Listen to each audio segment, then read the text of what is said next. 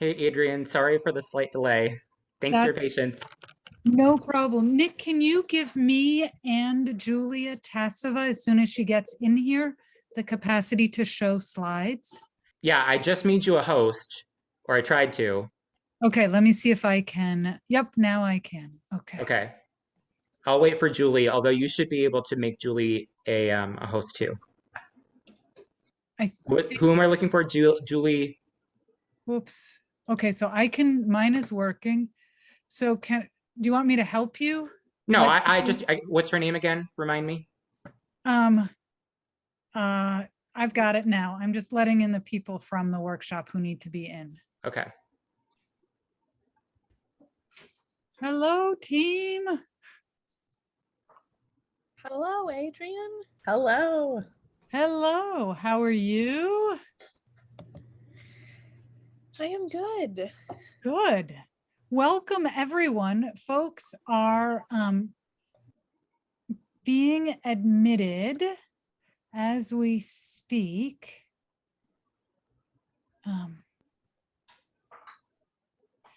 So welcome, everyone. We're being let in. Julia, can you see if you can share your screen while we're letting in folks? It looks like I can. Excellent. Great. All right. All right. Adrienne, if you don't need anything else from me, I'm going to hop off. Okay, so I'm just going to admit everyone in the waiting room then, right? They're just all Yep. sitting. Okay, Yep. great. Yep. All right. I will do that and then we will start. All right. Great. Thank you. Yep. All right. Terrific. Well, welcome everyone. We are gonna launch into this. We just got into the room, so we did not get to do our little tech check, but hopefully this will all work just fine and we will bring you information that you are interested in. And we are delighted that you are all here. So thank you so much. I have to say, this is a fantastic turnout. When we thought about doing this, we were not sure how many people would be here. And so it's really exciting to see almost 40 people here for this workshop. As people come into the waiting room, I will also be letting them in. So we may even continue to grow a little bit more. So my name is Adrienne Falcon, and I am co-president of the Northfield-Cannon Falls League of Women Voters, along with Pat Johnson, who is in the room. Pat, if you want to just wave. And Pat and I really enjoy co-sharing that role and have tried to do many different projects over the past couple of years. And the one that we are very excited to share with all of you tonight is the work that we've been doing in an intergenerational way on policing and police policies, in particular in rural areas and communities. So I'm going to start tonight by introducing myself just a teeny bit and then describe what our workshop is going to be about. And there are about 6 of us who will be presenting tonight. And each of us will introduce ourselves as we do our section. So as I said, I am so pleased to see so many of you here. We want to share with you the work that we have been doing in Northfield for the past year since really since the George Floyd murder in the Twin Cities. My own background, I'm a sociologist and a community organizer by training, and I teach and direct the Masters in Advocacy and Political Leadership at Metro State. So over the past year, we have been working in 2 ways that we want to talk about. Number one, what does it mean to work in an intergenerational fashion that is deeply intergenerational? And the other, how have we attempted to improve police policies and procedures since the murder of George Floyd, and where has that led us in the work that we are doing in the town of Northfield, which is a town of about 20,000, about 45 minutes south of the cities. So it's a place that that is both urban and rural in some ways, but in many ways is a smaller community. And as we think about League work outside of the urban area? What is it possible for us to do? So because we believe in deep sharing and collaboration, this is about each one of us telling our piece of the story and why we do this work. And then at the end, we will have time for questions. We're going to start by talking about why and how to work intergenerationally, and then we'll describe the details of our actual project. So myself personally, I just want to share that after the incidents happened in the Twin Cities last year, I knew I wanted to do something. And so I reached out to our new youth board members, and they said they also wanted to do something. And then we reached out to a couple more of our adult members, and we began to do this work and exploring what we can do. So with that, I'm going to turn it over to Margot Chihadi, who is one of our youth board members, so that she can explain how the youth and why the youth got involved. Yeah, so hello, I am Margot Shahade. I just graduated from Northfield High School. And so as Adrienne mentioned, I am part of the Northfield-Cannon Falls League of Women Voters Board. And our board kind of lacked a reliable youth voice. Adrienne has done work with youth in the past. She works with college students and people who are learning now, so she really wanted to bring that aspect of her work to the board. So she and Pat got involved with this program called Youth on Boards that we have at Northfield High School, that Malia, who is in the room, is in charge of. And it's a really lovely program where high school students can be selected. My sister has been on Youth on Boards for many years. She's on the planning commission, and she recommended me. I'm sure someone recommended Julia as well. And so people are selected. We choose what board we would like to work on, and this one stood out to me. And then we get to be members of the board and like really have influence on that part of the Northfield city and whatever, I guess. So my sisters are on the planning commission, but there's nonprofit boards like this one. There's a whole range of things. And Malia shared with me that this school year, there were 93 youth on 24 local boards and commissions. As I mentioned before, Julia and I have become part of the board. We're there the first Monday of every month for the local board meeting, and we're co-secretaries. We take the minutes, and this really allowed us to work on the projects we really feel passionate about, but as youth we would struggle to do by ourselves. And as Adrienne mentioned, after the murder of George Floyd, we all felt like we wanted to do something, but I think being part of this board and this organization has really helped us to make those connections and do something about it, especially in Northfield.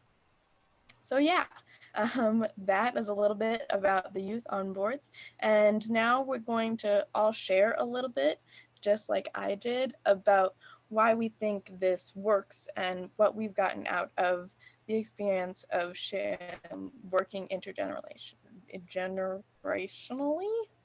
Yes. Thank you, Margot. Yeah. And so I can go first and then I'll pass it along to the next person.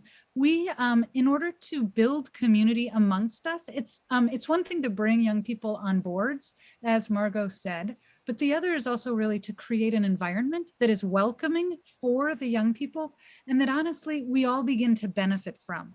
So we thought if we each shared about what we were enjoying about working intergenerationally, it might highlight some of these things. So one of the ways that we seek to do this work is at the beginning of each meeting, the community organizer that I am tells me that we start each meeting with a rounds question that can be about the work that we're trying to do. So some months we've talked about what is it that we've learned recently about policing, and other months it can be just about fun things. What's your favorite restaurant? What's your favorite thing to do in Northfield? What music are you listening to these days? And these are questions that really put all of us at the same table, because every one of us has a favorite restaurant. And I think for everyone involved, or a favorite kind of music that we're listening to, it provides a vantage point to share and a way to learn about, for me, what a whole different range of people of different ages value in this community, find good restaurants. And so by doing that, we all come together, find commonalities, and learn about each other. So that's been one of the funnest parts for me of working intergenerationally, is just the conversations that we have, the brief conversations, right? These are quick questions with quick answers for the most part, but that help me see the world from a slightly different perspective. So I appreciate that. With that, I'm going to turn it over to Joan, and maybe you can talk a little bit about something you appreciate about it being this intergenerational group. You're on mute.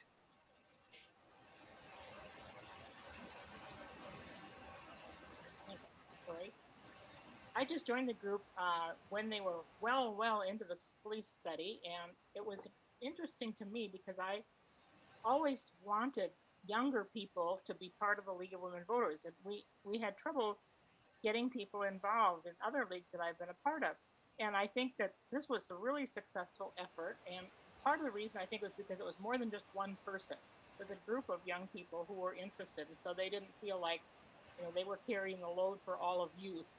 And I have learned a lot. And I think that the thing that really benefits us in here is the fact that everybody sees a different part of Northfield. I mean, the younger members certainly see a different part than I do.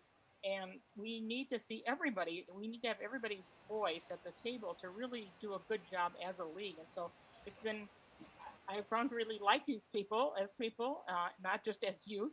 And I really have enjoyed the getting to know more about my new city, Northfield. So it's been great. So I will turn it on next to Julia, one of our other younger members. Yeah, so my name is Julia Tassava. I just finished my junior year at Northfield High School, so I'm about Margot's age. And something that I've enjoyed about working intergenerationally is that I get to gain different perspectives from people who are different ages than I am and who have different lived experiences and lived through different events throughout their lifetimes. And it's also been really fun to do the rounds questions, like Adrienne said, and to be able to connect outside of what we would normally do if we weren't on this board together. Like, for example, Helene and I learned that we have a shared connection in that we're both very Finnish and we both visit the Upper Peninsula of Michigan often. So I thought that was really fun for me in particular. It's just been really cool to learn about different perspectives from other people who are not my age or my generation. And I will pass it on to Jody. Thanks, Julia. My name is Jody Doughton. I joined the League of Women Voters, actually this particular group, after receiving and responding to the survey that they had sent out to our community asking for experiences related to our, police. And in the survey, they asked for volunteers. And, I was so impressed, joining the group and being engaged and hearing from the young individuals and those with more experience in navigating some of this really positive change that the League has been able to do, and really be able to sit at the table and have those conversations with the police force and making change within the mental health system. And I joined, personally, when I received the survey, it was just such a great extension to be asked, and to see that the League had created those questions and asked for that information. So it was really very engaging for me, and being asked to volunteer.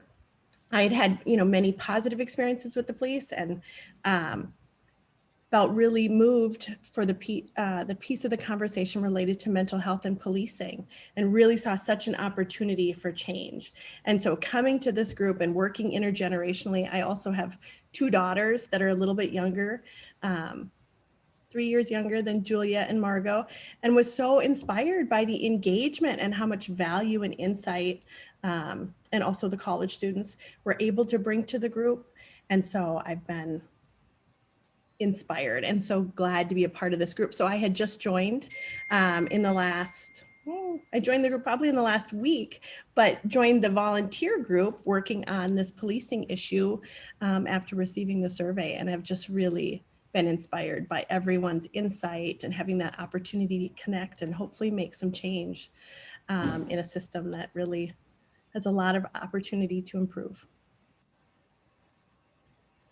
So I will pass this to Helene. And just to clarify, Yes. yeah. Great. And just to clarify, Jody became involved in the work of the committee last Yeah, fall. thank you. So Yeah. you officially joined the League How of could Women it be Voters the as a member, fall? Yeah. but has been helping us out for multiple months now. Glad to be here. Helene. I'm Helene Hoppola. I'm actually taking a class at the Swedish Institute on a Finnish novel right now, and I am in a program at Metro State, but I am obviously not a high school student. But I've been involved with the League for a number of years because a lot of the issues that the League cares about are issues I care about. What's been, and for me, it's just been really a joy to work with this group. And it's been kind of a bleak year in a lot of ways for a variety of things we don't need to list right now. But this, for me, has been one of the bright spots because I see people taking on tasks, following through, figuring out the next step, following through, and continuing to do that.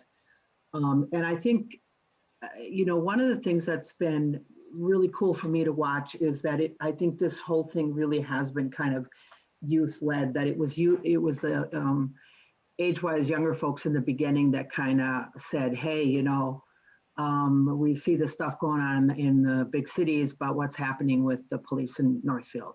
And nobody really knew the answer to that. And that's, so we didn't start out with some kind of bias. That's how we kind of started out, like, well, what is going on here? And like other folks have said, we all kind of took little different, my focus was more on discretion with traffic stops and stuff like that. Other folks focused more on mental health issues, et cetera. But for me, one of the really, really cool things about this is, I've been involved with other intergenerational groups, and I've been on, I was on the adult board for the Key, which is the youth center in Northfield, a few years ago. But this is the first time that I've really had experience where there were people of very differing ages in a group, and it really did seem to be kind of a peer group. It wasn't either that the adults were instructing the youth, or it wasn't, and I'm just seeing this from my, my silo, of course, or it wasn't that the adults were too afraid to say anything. Because I've been in that situation too, where you have, the adults are like, oh, I don't want to say anything, it might, upset the youth. But this really felt like, and after a while, I don't think of Julia and Margot as being, whatever, 17, 18, whatever they are. I think of them as being equally contributing folks in this group with as much input as, as Jody or Adrienne or myself or Joan or anybody else. And that's just been a really cool process to watch. And it may feel, so that's some of the group. And I just want to recognize that there are others who have been involved in the group who are not here with us tonight, including a number of college students, particularly from Carleton College, who did projects with us and wanted to get involved. And so they are now on break, so we don't have any of them with us tonight. And there were some other high schoolers as well along the way, as well as some other adults. So we have the full range, but we also want it to be a manageable group. So with all of that, perhaps now you've heard how we've enjoyed working together intergenerationally. We'll be happy to take questions at the end about this if you have them. And now we thought we would talk about just the history of, okay, so now what have we actually done as a group over the past year? So I'm going to turn it over to Julia to talk about the history of the project. So take it away. All right, thank you, Adrienne. I'm going to attempt to share my screen.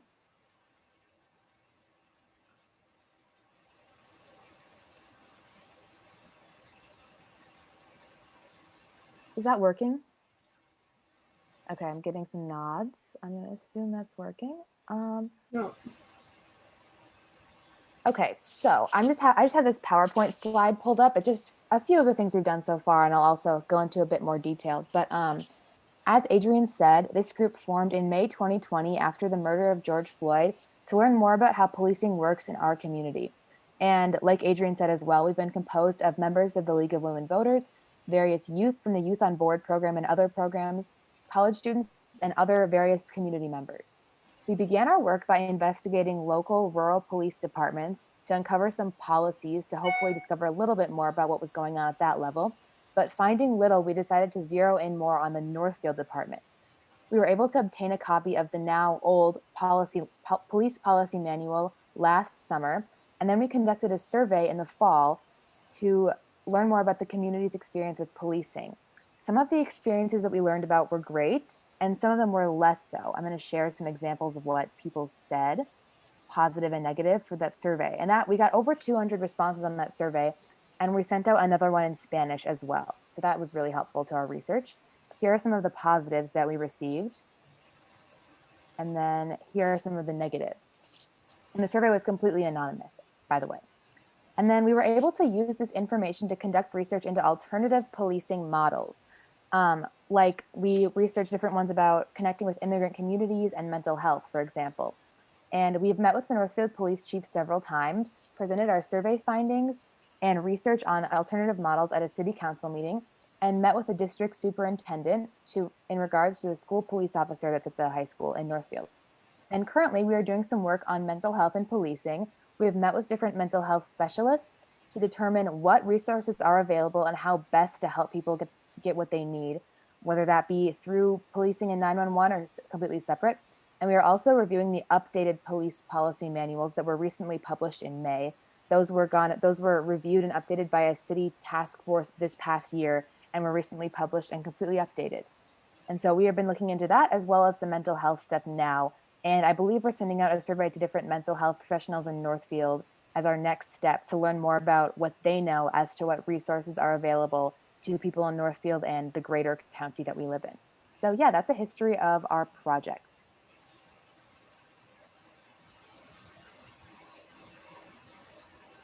So Julia has covered very quickly a lot of different things that we did. So hopefully if you have questions about this, you can come back and say, wait a minute, pause, slow down and tell us more. And we are ready to do that. And we also have the findings available if you're interested in seeing specific details. So Helene, do you want to talk a little bit more about what we're doing vis-a-vis the police policies and the manual and sort of how we approached understanding what the current policies are and where we're going, and about that, about your work sort of in this committee? Sure. So, like I said before, I think the initial question was like, what are the procedures? Do the local police use body cameras, or don't they, or why not, or whatever, and so we really didn't know much. We didn't really have any information.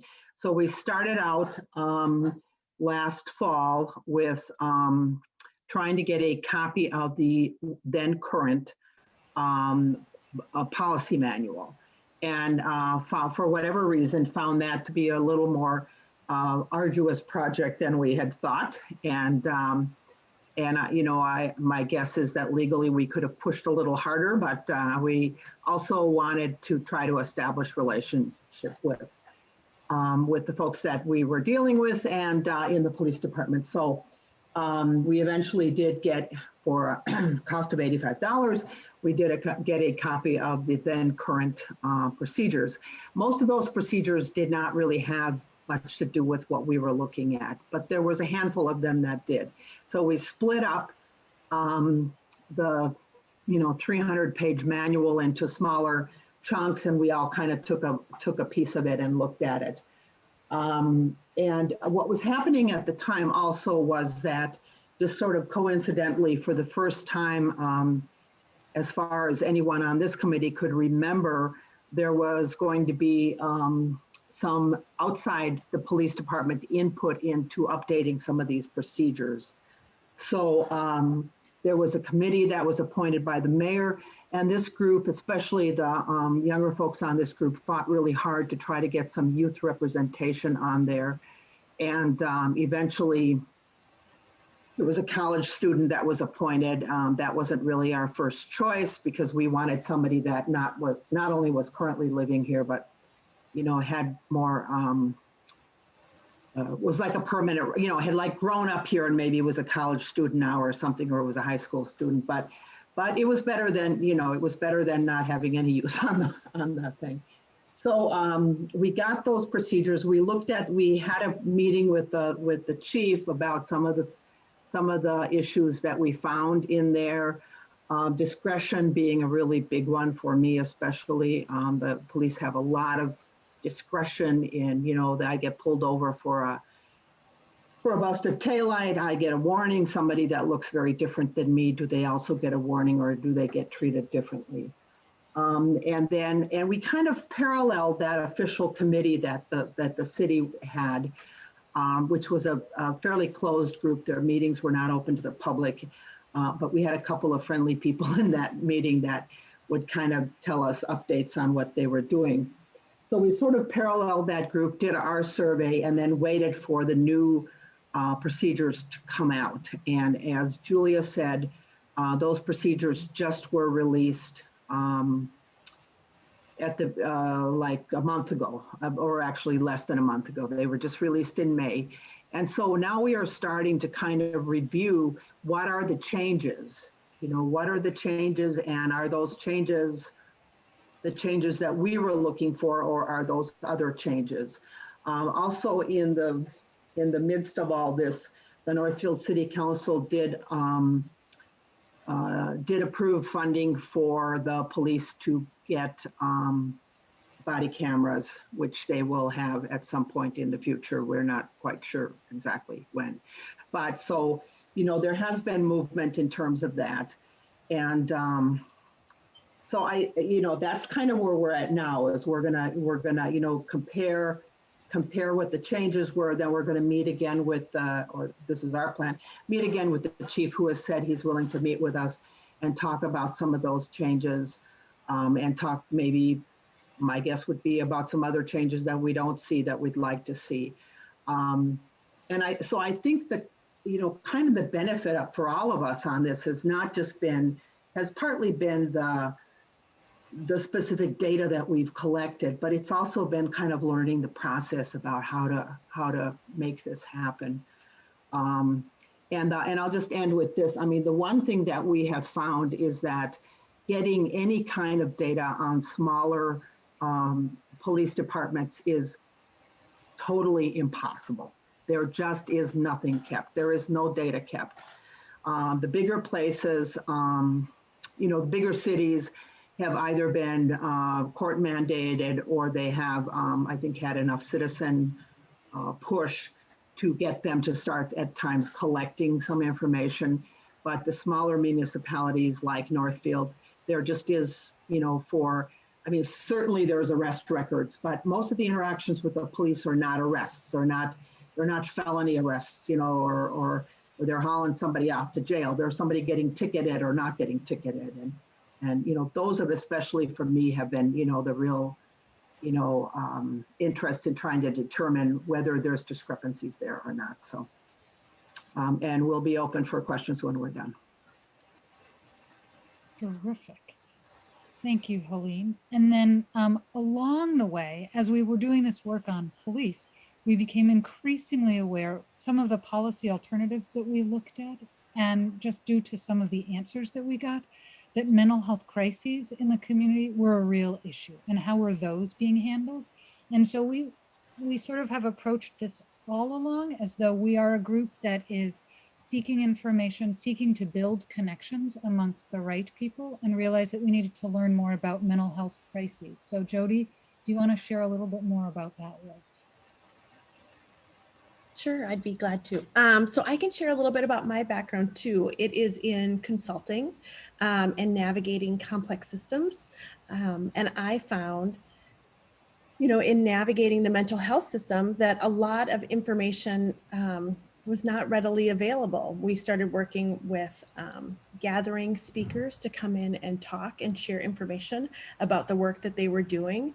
And we have one other member of our group too that was able to help provide a lot of insight. She's a mental health provider herself, correct? And so we realized some information had not been widely dispersed within the community. So we've been starting to make some of those connections and help bridge those gaps and gather information to understand. I understand that there's a currently creating a survey that will go out to all the local mental health providers to start gathering more of this data and figure out what information is available. But as we're starting to gather the information, we're finding that it's really limited what information has been shared and whether or not the public is aware, and also the providers that are occasionally involved in this support. And then it really links together with the police department, because at times when there's a serious crisis without other options, then the police are engaged. So also trying to figure out where that opportunity is to make changes and just gather information to help connect the right people. I don't know that I have anything else to share. I'll share personally, you know, that I've had, was really inclined to this when I was diagnosed with cancer and I wasn't sleeping very well and ended up needing to make a call to say, hey, how do I navigate, you know, feeling better and doing better? And you just realize how limited the information is that's out there. And even when we started reaching out to the professionals in this industry, they also didn't have that information. So we're gathering information. It was 2 college students at Carleton, maybe 3, that had a project. Adrienne could probably speak more to the project that they were doing there, but it was really incredible to see the work that they were able to do in gathering that information to see what other possibilities, what other models exist out there. And it's been a really positive experience. And we've already seen, I think June, right, is Mental Health Month. We've already seen a lot of signage in Northfield, like some positive changes. I've talked to a few of the resources that I know in town to see what they knew about and what they're hearing about. And it's been already considerable change, just finding this information, redistributing opportunities and support that's out there that existed, but just, you know, everyone wasn't aware of. So yeah. Adrienne, can you think of anything else to share in regards to the work that the Carleton students did? No, they did a literature review for us and then looked at several specific models. So there's a model called Cahoots that's out of Oregon that has used crisis mental health teams instead of police officers. So currently, if someone has a mental health crisis in Northfield, the only option is for the police officer to take that person to the hospital and then sit and wait with that person until there may be service available for them. But we've also learned that there are insufficient beds in Northfield. And so people are being sent to North Dakota, if not farther. So these are huge gaps. And so how do we begin to work with the county board, with the various county agencies, and support, just as Jody said, greater communication flows and the development of some alternative approaches. And then, so that's sort of work in the community. And then we also have been thinking about how do we bring this back to league? So there's our league that's working on it, but how do we share this with other leagues and how do we honor the tradition of leagues? And so I'm going to turn it over to Joan to talk a little bit about our thoughts and what we've been exploring there.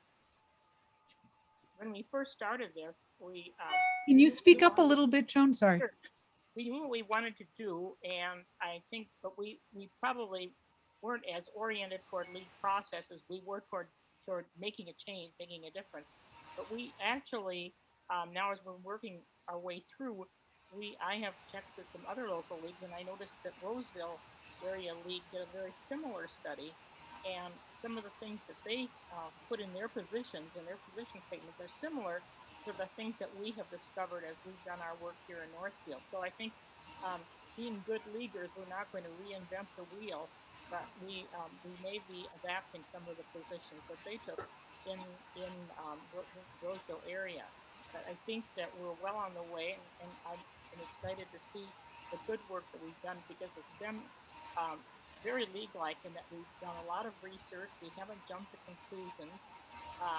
We have sought a lot of different sources, and I think that the result of our work is that it's something that will be respected by the community when we share it more broadly, because it has been not only were we diverse in our ages, but we were also diverse in our perspectives, and so it's a very broad-based study of what's been happening in Northfield with police and with public safety in general. So exciting, and in the good tradition of the League of Women Voters.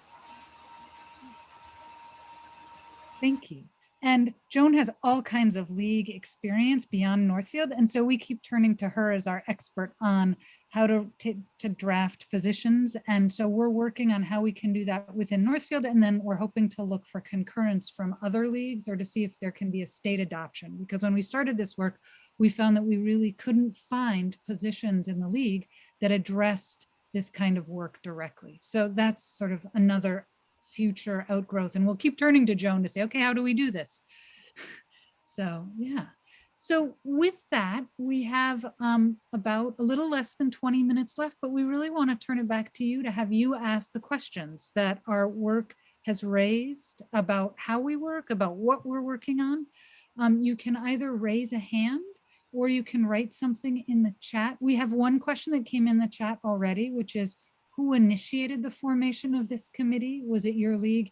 And yes, 5 of us who have presented today are on the league board, and it really came out of the league board to do this work because of our interest in equity, in diversity, and in trying to do something in an area where we saw there was need. What are other questions? How did we recruit college students? I'll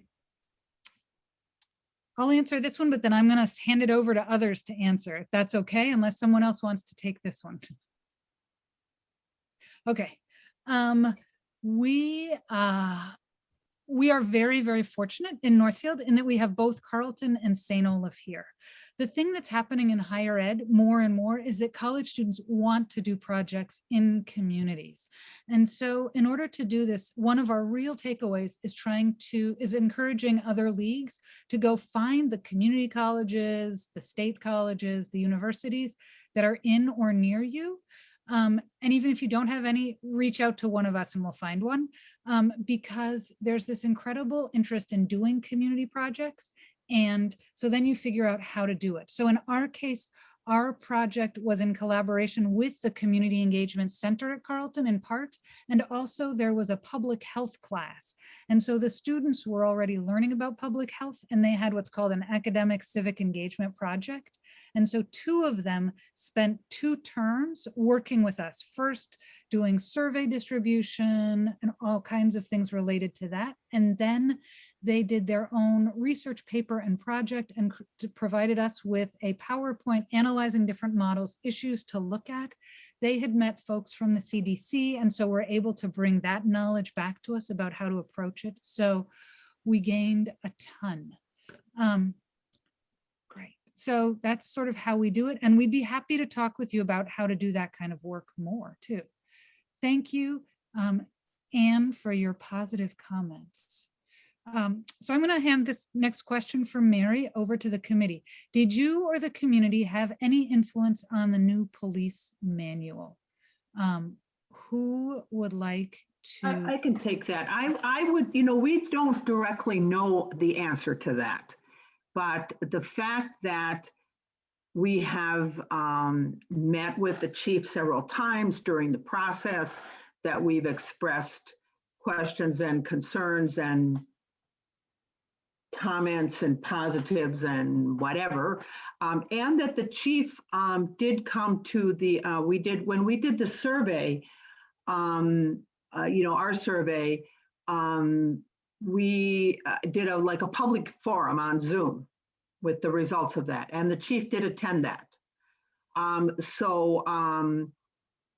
we don't directly know whether our group or our community as a whole had any influence, but just the fact that it was the first time ever.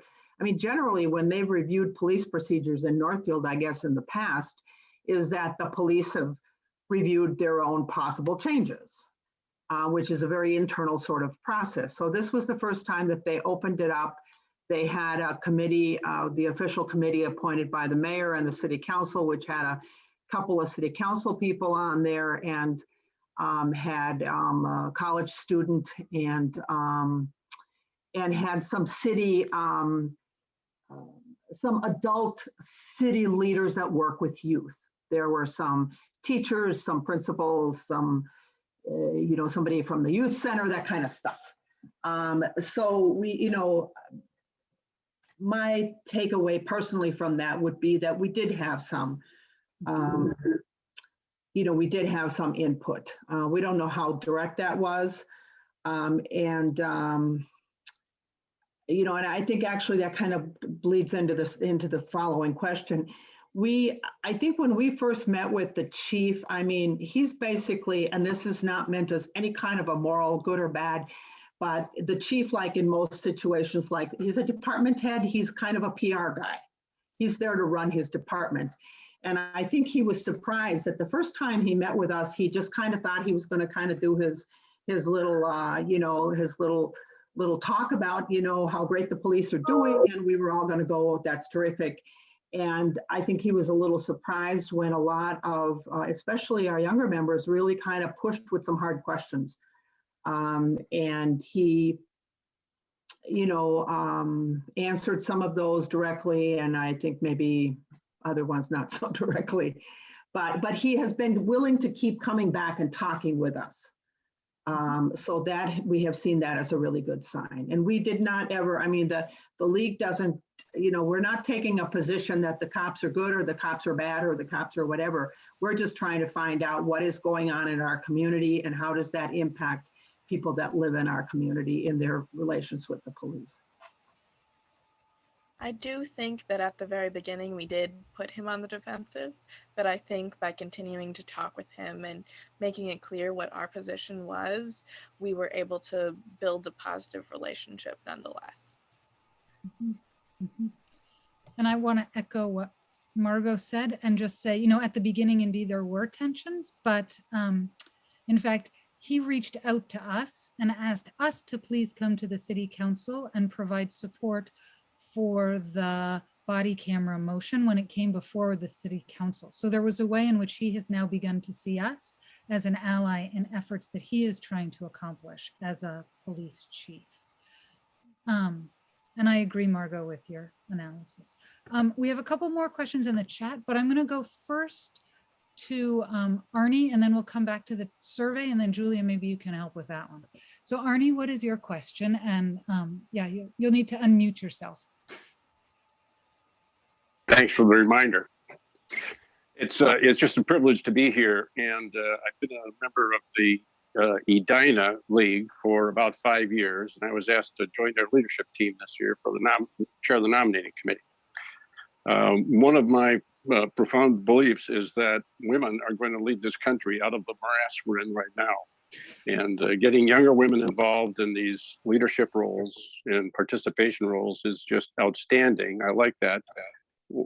Serving on the Edina Human Rights and Relations Committee for 6 years, we always had a student member from Edina High School working with us. And it is a great way to see the talent and the development that occurs in those times.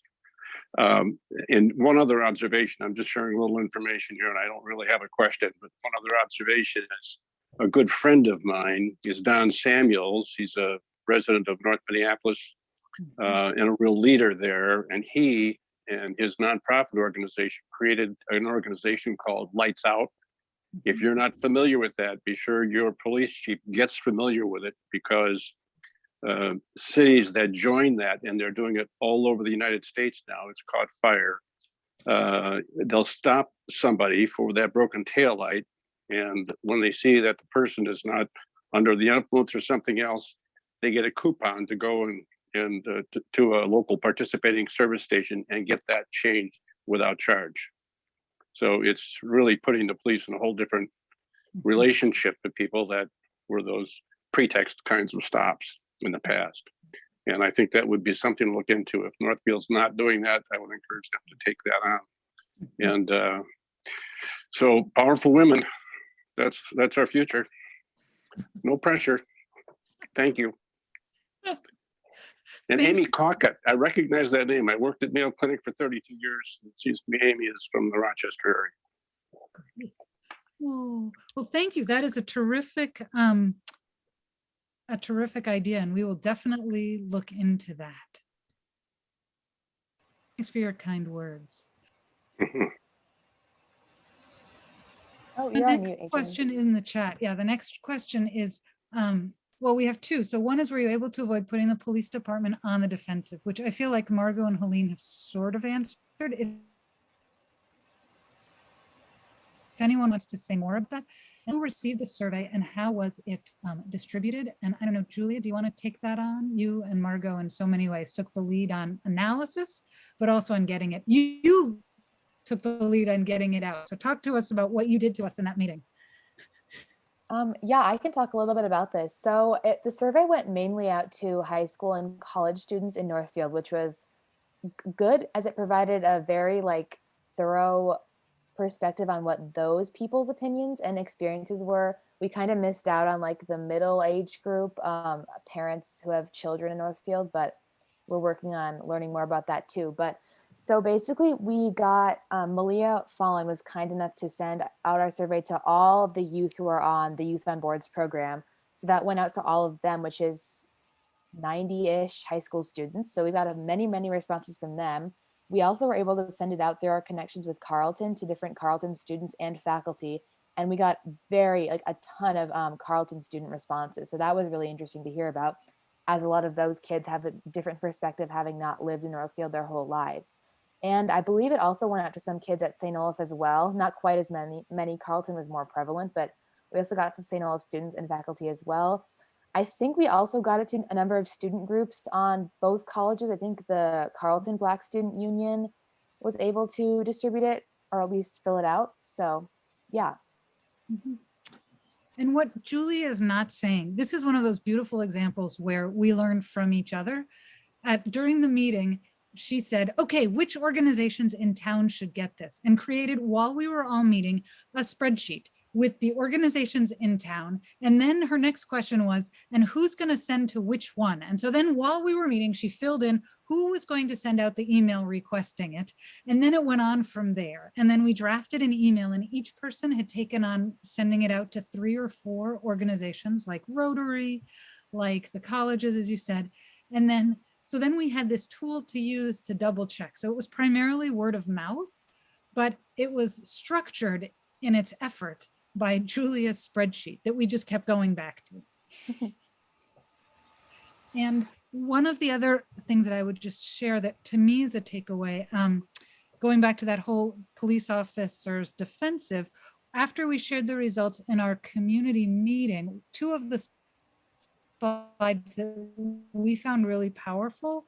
Another one of the high school students who's not here tonight said, I want to create a Wordle out of the answers to the question, what are your positive experiences and what are your negative experiences? And those Wordles are, yeah. Sorry to interrupt, but I think it was actually, we asked them, what words would you think of when you hear about the Northfield Police? What are your assumptions? What words do those words bring to mind? And she created some fabulous Wordles that I can share with you guys if you would like.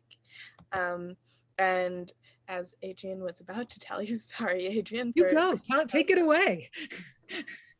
Is that after we presented these Wordles, the police chief was there, and he said, just looking at those, I took them to our next meeting of all of the police officers in Northfield and had them look at them too.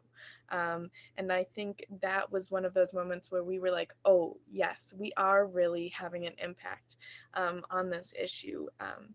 The words and ideas we are collecting from the community are making it to the police officers in our town, and they're thinking about them as well. If you guys want to see them, I have them ready. Go for it. Okay. I see some nods, yes. There's also some, let me find my button. There's also some, here we go, like real demographic informations I made. So here's positive. You can take a minute. Just look Yeah, at here's it. the positive, yeah.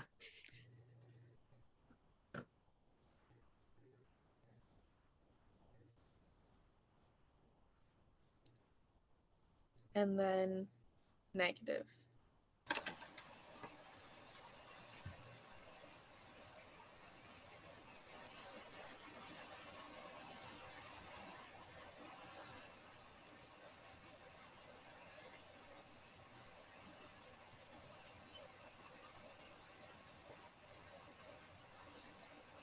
You don't want to leave those up, so you're just thinking about the negative as well, because one of the things we really noticed was there's both. Our community didn't see the police one way or the other. Mhm. Other questions that folks have? And if Tana, I'm not sure how to pronounce your name. Yeah. It's Thana.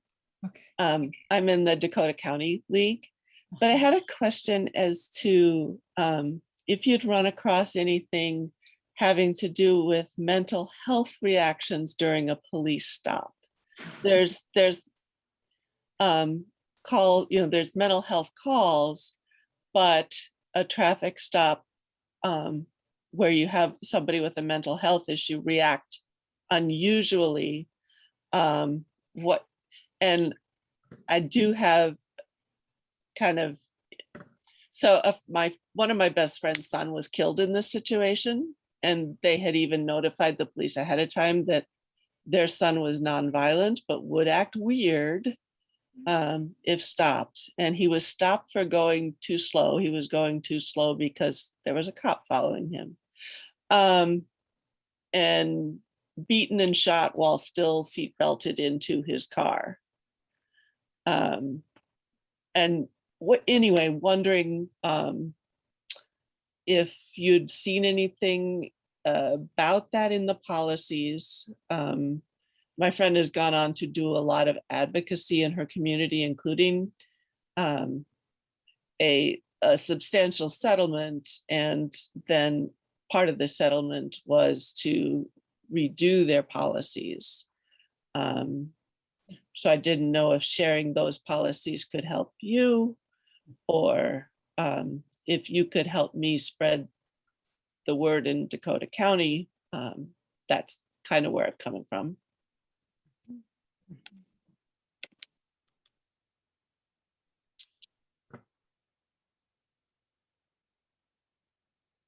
So is there someone, yes, I'm gonna see, is there someone who wants to speak to this one? I can say that we did receive some about mental health calls.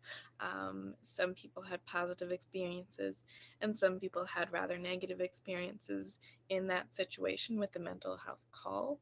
And that was part of the reason we started looking into mental health resources in our community. But we didn't see anything about the certain situation you described. And I think it would be very beneficial for us if we could see those policies. And if you want to reach out to us, part of what we have been doing is just facilitating connections. So we would be happy to connect you with anybody we know who might be able to help with that sort of work as well. Is there somebody I should contact or share your contact information in the chat? We And I have an got email to, address. I'll copy and paste it into the chat. Can I make a comment? Sure. This is Helene is Geraldine also Peters. speaking. 1 second, Geraldine. Yeah. Helene had her hand raised, and then we'll go to you. Okay. Helene. I think the other part to that, Dana, is that, one of the cool things that happened was that we found out that there's actually more resources out there than we knew about. It's just that nobody knew about them. And some of those are things in Northfield. Some of those are, for example, one of the things that I found out from talking to somebody at Dakota County was that the police, I guess the state requirements are that police have to have so many hours of, what's that called? Like calming down training, in crisis de-escalation training. yes, And that all of the, so they have to have, I think it's like 4 hours a year or something like that. the police That- officer who did the shooting was their de-escalation trainer. Okay. Yeah, and I'm not making excuses for what happened in any kind of way. But what I was told was that all of the county deputies in, and it might be because of that incident, it might have happened later, but all of the Dakota County deputies have actually taken, 100% of them have taken a follow-up course. So they have like 15 hours of de-escalation training instead of just the minimum amount required. So that there are some good moves out there in terms of resources and stuff, but most of the time, unless people are directly dealing with it, we don't know about that. I just wanted to mention with the St. Cloud Police Department, we have, and I don't know the specifics, but I know we have a registration program. If you have someone who is going to be, that is going to be afraid of police, you can register them with the police department and they will not approach. They will also send out mental health people. As I said, I don't have the specifics, but I think I can send them to Adrienne. Send her a copy of This it. is the absolute worst case scenario because the young adult was his parents had gone to the police already and registered him. He was on the phone the entire time with the 911 caller. It just gets worse. Mm-hmm. Yeah, and I'm sorry about that, but I know they're trying to make it better. Yep. And thank you for sharing that. And I think feel free to reach out to me. We also have, I put my email in the chat, and then Margot very helpfully put the name. We actually created a Google account just for this project amongst us so that we have a place to put all of our documents, the survey results, the minutes from all of our meetings, and then also this email that we can then give out. So please feel free to write to that. And we do have a video recording of our presentation from last November. So if you want to send me your email, we can follow up and then send that out to you as well, or the PowerPoint from our talk. Helene. Dana, was that the young man that was surrounded by approximately 100 cops and then finally shot several hours later? Is that the incident you're talking about? It's actually not in Minnesota. Oh, okay. Because that incident did occur in Dakota County. Yeah, this was just the lone kid, middle of the day. Yeah. Mm-hmm. Mm-hmm. Yeah. So, well, thank you for raising that. This work is hard. It's hard in every direction, and yet it is so important to try, because it's not just because it's hard doesn't mean you don't do it. And so that's also where we want to think about, and maybe this is a good note to sort of close on, like, what are the right positions that the league as a whole, our local league, your local leagues could consider in terms of taking stands on these issues, in terms of just doing some work. We often feel like We have not quite done it in the normal order of the league, where we would say, oh, this is the study that we're going to do, and then we line it all up. We sort of sometimes feel like we've backed into it, but we keep learning and we keep growing. And we're hoping this summer to write it up more coherently and to identify the positions more coherently that we would want to move forward. But we continue to learn and grow. And in the same way that we have reached out across our community in Northfield to try to learn from experts, how can we also connect with all of you if you want to stay in touch with us and share what's going on in your community so that we can begin to build. Helene has been great reaching out in Dakota County, finding all of these models all over the place. And so how do we continue to do this work, learning from each other so that we can grow efforts across the state and be able to advocate in the ways to bring about the change. So we've gone over a little bit here. I know we were supposed to, it was supposed to end at about 7:25, and for sure, but it's at 8:25 and it's now 8:32. So following league tradition, we're gonna try to honor time and sign off. But I want to thank all of you. Almost everyone has stayed. We've had over 40 people participating. I can't even tell you how much that means to us, that folks want to hear about our work. I don't know if anyone else has any closing words they want to say. Thank you. Thank you. Thank you. Thank you. Yes, thank you for coming. Good job. Fantastic, fantastic work. Yeah, thank you very much. I really appreciate hearing all about this. Yes.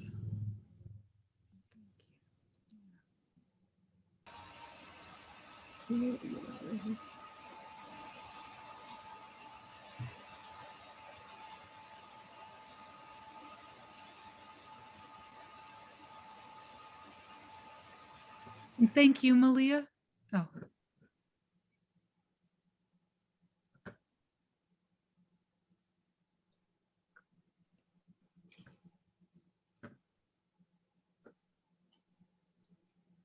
And we can stay on if anyone has another question if you want, but I just wanted to. I was just going to say that we met with Joan and Helene, Diane Venters and I. We're with the Minneapolis League.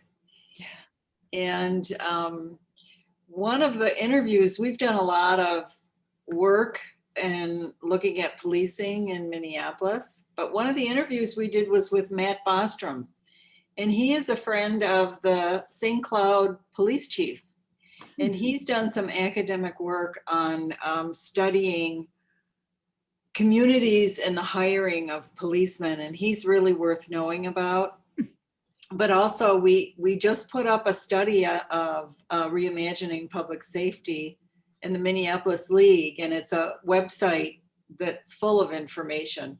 But and Diane and I were texting each other during this. We just love the organic way this thing came about for you. And I think it's a really, really important piece of work that I'm glad you're going to write it up. It's great. It's really a wonderful presentation, intergenerational, the whole bit. It's good. Thank you. I'm so glad I got to this one. I had signed up for another one that was full, and I'm really glad we got here. Oh, thank you so much. And we'll definitely go look for the public safety page too. The website, yeah, on the Minneapolis League website. Great. I signed up for the other one too, because I thought it was it looked so interesting. And then I realized like, oh, I can't go because I got to be at this one because this is ours. Well, the other one was full. I thought I had registered for it, but anyway, we're glad to be here. Oh, thanks. Great. Any other thoughts or questions? Diane, oh, thank you, because I was going to go looking for it. So it's helpful to see your note there in the chat. Yeah, great. Oops, you're on mute. I apologize for not being on camera. I'm not well, so. Oh. But you've done some amazing, engaging work, and to have everyone be so so much of a participant in this work.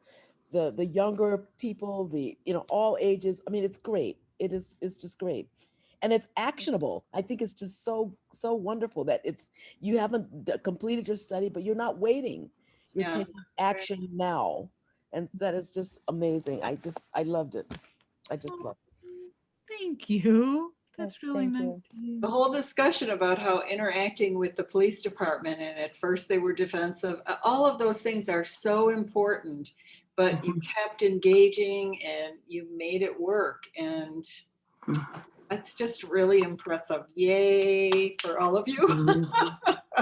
Well, and one of the things that we noticed pretty quickly was that, how we're all in our silos, was that when the first time we met with the chief, I mean, he's newer here, and he had a good little elevator talk, but it was mostly about his department, how he was going to create opportunities for his employees, and promotional opportunities and educational opportunities and training opportunities, and at the end of that, we were kind of like, he's looking at this very internally, and we're looking at this very externally, like, how is the police department interacting with the folks in the community?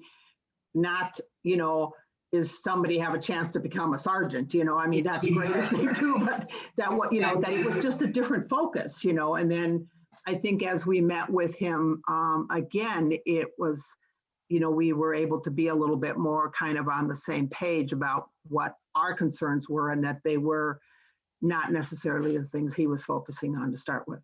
But I think the intergenerational piece is so important because, when your age range is the same, you can kind of put each other off, but it's really hard to put off young people who are aspiring for role models and things like that. The other thing I wanted to say is the interview we did with Matt Bostrom, that same interview, we interviewed Bob Kroll, the two of them. And it's really important to hear what Bob Kroll gives his statement about how he sees policing. And just in one line, 95% of policing is boring, 5% is exciting. That was his police philosophy. And it was just so telltale as to some of what we're dealing with. So it's a very interesting interview, but many of them are, so I just didn't want you to be too surprised when you get there looking for Matt and you also see Bob Kroll. Well, and I think one of the things that we've really come to in our next conversation with the police, Helene is now shepherding us through the review of these next round of policies. But I think one of the things that we've realized that we want to ask the police chief is to say, what do you want off your plate? How can we help you not do the things that you don't want to do? And how do we redirect that? So if you don't want your police officers hanging out at the hospital, we want to partner with you to rethink this so that we together can reduce the things that you don't want to be doing that maybe we don't really think you're the best at doing, and so like, how do we get the right people doing the right jobs to nurture public safety, as you have said? We keep talking about it. How do we create the safe community for every member of the Northfield community? And Minneapolis has a really good co-responders program that was put on hold with COVID. And we also interviewed the person who started that program, and that was with Arredondo and with the violence prevention. What's that name? Her name again? Sasha Cotton. And she is developing the violence prevention program. So that's another interview we did. So, but I just loved hearing about your work. It's just great. Thank you so much. That means a lot. We've certainly worked on it, and it's so great to be able to share. Fantastic. Props to everyone who just keeps making it happen. And that's the whole team there. But Julie and Margot keep us moving. There's no question there. So, all right. Well, thank you all. I think we can learn a lesson from this, Anne. Yeah, I do Yeah, too. we really we have a great membership chairperson, and she has engaged a lot of the youth in voter registration and Voter voter services. services. And so, but I think there are other areas, you know, where, as you've demonstrated, that young high school students, young college students can absolutely participate and have a lot to provide, to give to us as a league. And So we are having high school students have contacted us, and we'll be getting together, but it's more on the voter services side. So now engaging them in these studies and in this kind of activity is really impressive. Yeah, my mind is like tripping here on where we can. I think I gotta call Diane after this. I think it reinforces the notion that it's issues that bring people together. absolutely. You know, it's not, you know, there's all this about, you know, everything's so divided, everything's so partisan, but you know, it's issues that bring people together. Absolutely right.